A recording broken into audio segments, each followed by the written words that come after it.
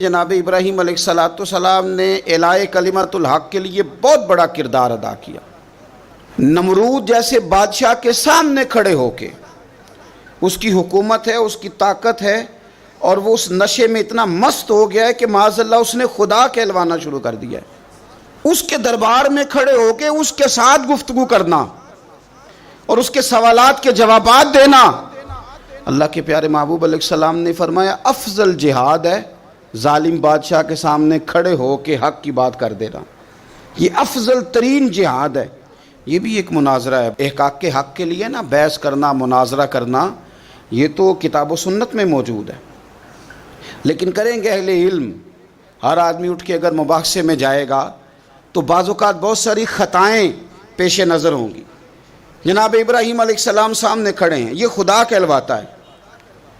حضرت ابراہیم علیہ السلام سے اس نے رب کریم کی ذات کے بارے میں بات شروع کر دی۔ اللہ فرماتے ہیں الم تری الی الذی حاج ابراہیم فی ربہ، کہ آپ نے اس شخص کو نہیں دیکھا جو جناب ابراہیم سے جھگڑا کر رہا تھا ان کے رب کے بارے میں؟ اور جھگڑا کیوں کر رہا تھا؟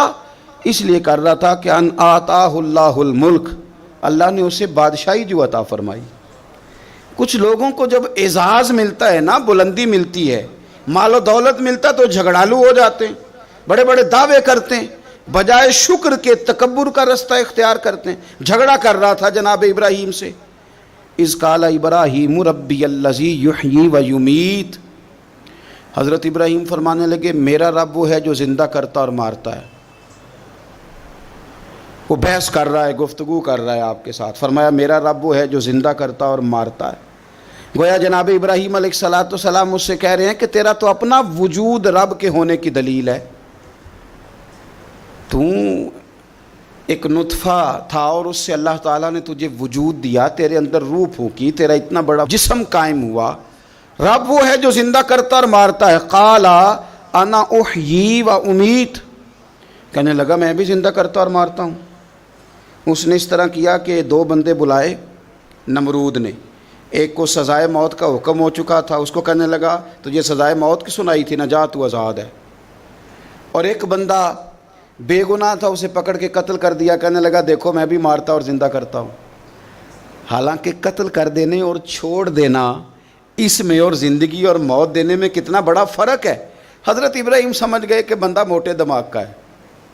کچھ لوگ موٹے دماغ کے ہوتے ہیں، بلا وجہ بحث کرتے رہتے ہیں۔ حضرت سعدی شرازی رحمۃ اللہ علیہ نے کیا خوب بات کہی۔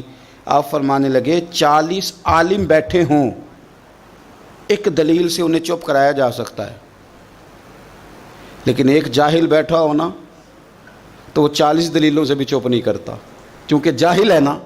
علماء کے سامنے آپ دلیل بیان کریں گے تو 40 علماء بھی ہو تو ایک دلیل سے چپ کر دیں گے تو جو ہے جاہل، وَإِذَا خَاطَبَهُمُ الْجَاهِلُونَ قَالُوا سَلَامًا، یہ دلیل بھی اس کی بڑی کچی تھی، بڑی نکمی تھی۔ اب حضرت ابراہیم نے نا اس پر ایک اور مناظرانہ گرفت فرمائی۔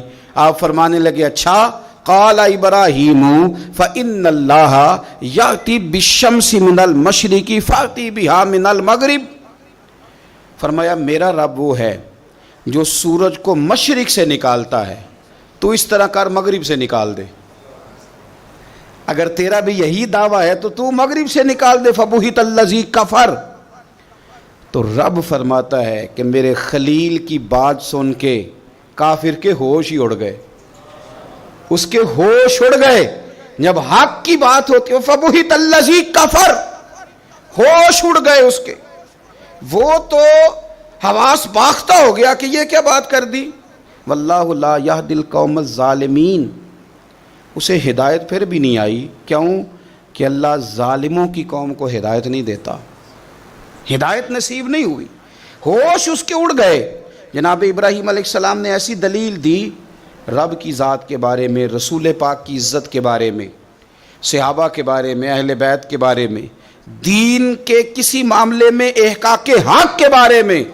ہمیں یہ پیغام دیا گیا کہ جگہ کوئی بھی ہو، مقام کوئی بھی ہو، وقت کوئی بھی ہو، جب تم نے دین کی بات کرنی ہے تو پھر تم نے نا ذرا تگڑے ہو کے کرنی ہے، پھر تم نے مضبوط ہو کے کرنی ہے، دلیل کے میدان میں پھر تم نے آگے بڑھنا ہے۔ جناب ابراہیم علیہ السلام کا اس موقع پر جب آپ کے ساتھ بظاہر کوئی غلاموں کی فوجیں نہیں، امتیوں کی لمبی چوڑی قطاریں نہیں، وہاں بھی کھڑے ہو کے آپ نے فرمایا کہ تو جو دعوے کر رہا ہے تو جھوٹے کر رہا ہے، کائنات میں ایک ہی رب ہے جو سچا رب ہے، ایک ہی کائنات کا مالک ہے جو سچا ہے، ایک ہی رازق ہے جو سچا ہے، اس کے سوا کوئی عبادت کے لائق نہیں، وہی ہے جو اس قابل ہے کہ اسے چاہا بھی جائے، اسے سجدہ بھی کیے جائے، اس کی بارگاہ میں جھکا بھی جائے، اسے معبود بھی جانا جائے، اسے رازق بھی مانا جائے، اس سے پیار بھی کیا جائے، اسی کے لیے جیا جائے، اسی کے لیے انسان دنیا سے جائے۔